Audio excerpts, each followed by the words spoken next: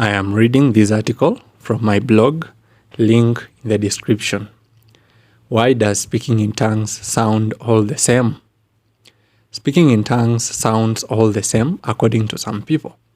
But to others, the sound of speaking in tongues is not usually the same. It largely depends on the angle someone is looking at speaking in tongues from. If a man and a woman speak in tongues, there will be a difference in the pitch of their sound. But I understand that someone who asks this question is likely referring to the similarity in the syllables spoken, not the other factors. With that being the case, I will discuss in detail why speaking in tongues sounds all the same and draw important conclusions. Why speaking in tongues sounds all the same. 1. Speaking in tongues is the work of the same Spirit. It is clear from the Bible that speaking in tongues is a gift of the Holy Spirit. The Holy Spirit works in all believers in diverse ways. When it comes to speaking in tongues, there is definitely going to be similarities in the sound given the fact that it is the same Spirit speaking through everyone. Speaking in tongues is basically letting the Holy Spirit use your tongue to speak. Why should it be a surprise when different people sound the same? 2. Speaking in tongues is meant to sound gibberish. Unless someone has the gift of interpreting tongues, all speaking in tongues sounds gibberish. It is no coincidence that speaking in tongues sounds gibberish. God intentionally chose speaking in tongues to sound that way to test the hearts of men. God uses the foolish things of this world to shame the wisdom of men. This was true in the case of Jesus too. He showed up in a form that made many despise him. Through it, God was able to tell between those who genuinely loved Jesus and those who followed him out of hypocrisy. When you speak in tongues, you sound like a drunkard. No doubt about it. But if you don't believe that God can use such gibberish sound to transform your life, then you don't deserve the gift. Since speaking in tongues is intentioned to make the speaker sound like a drunkard, it is going to sound all the same. Don't drunkards sound the same? 3. Speaking in tongues is uttering mysteries. We differentiate one syllable from another based on how it sounds. The meaning of the words spoken comes from the different sounds of the individual syllables. But with speaking in tongues, the meaning of the words spoken cannot be expressed in words. There are not enough sounds to describe the mysteries that are uttered when someone speaks in tongues. The Bible tells us that whoever speaks in tongues speaks mysteries to God and that no man understands him. In normal life, whenever we have overwhelming feelings, we say, I have no words to explain, or I have no words to describe it.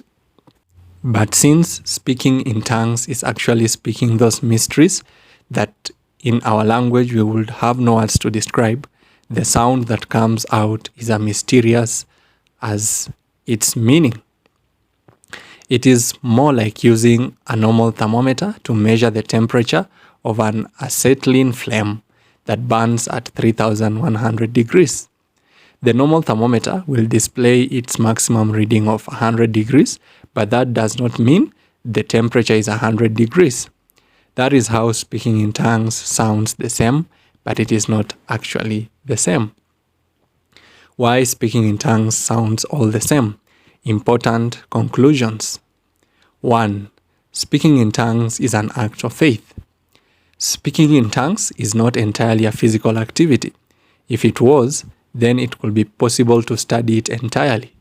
Since it is partly spiritual, it means it takes faith to understand it. No matter how hard someone tries to make sense of speaking in tongues, it won't be possible. Even the Bible authors could not find the right words to describe it. Apostle Paul refers to it in 1 Corinthians chapter 14 as mysteries spoken to God that no man understands. In Romans chapter 8 verse 26, he describes it as groans that are too deep for words. In short, if you don't have faith that the repetitive sounds of speaking in tongues are actually mysteries, you will never appreciate the gift. It is impossible to understand speaking in tongues without faith. And God made it that way because he demands faith for anyone who goes to him. In Hebrews, we are told that whoever goes to God must believe that he is, and that without faith it is impossible to please him. 2. The Spirit of God is mysterious.